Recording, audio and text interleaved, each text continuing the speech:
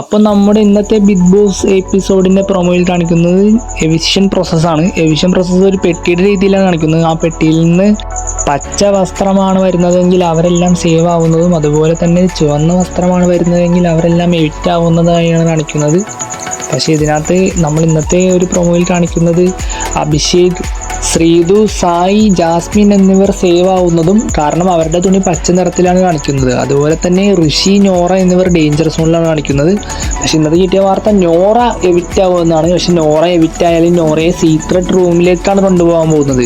2 മണിക്കൂറുകൾക്ക് ശേഷം നോറ വീണ്ടും ബിഗ് ബോസ് ഹൗസിലേക്ക് തിരിച്ചെത്തും എന്ന വാർത്ത തന്നെയാണ് നമ്മളിപ്പോൾ കേൾക്കുന്നത്. മുമ്പത്തെ സീസണിൽ നമ്മൾ കണ്ടതാണ് സെറീനയെ ഇതേപോലെ സീക്രട്ട് റൂമിലേക്ക് വിളിച്ചുകൊണ്ട് പോയി പിന്നെ കുറച്ച് നേരങ്ങൾക്ക് ശേഷം ഒരു പ്രാങ്ക് പോലെ തിരിച്ചു കയറ്റിയത്. അതുപോലെ തന്നെ നോറയെ കയറ്റാനാണ് ചാൻസ്. അപ്പോൾ ഇതുപോലുള്ള പുതുപുത്തൻ ബിഗ് ബോസ് കണ്ടന്റ്സിനായി ഈ ചാനൽ ഫോളോ ചെയ്യൂ, സബ്സ്ക്രൈബ് ചെയ്യൂ, ബെല്ലൈക്കൺ അമർത്തൂ.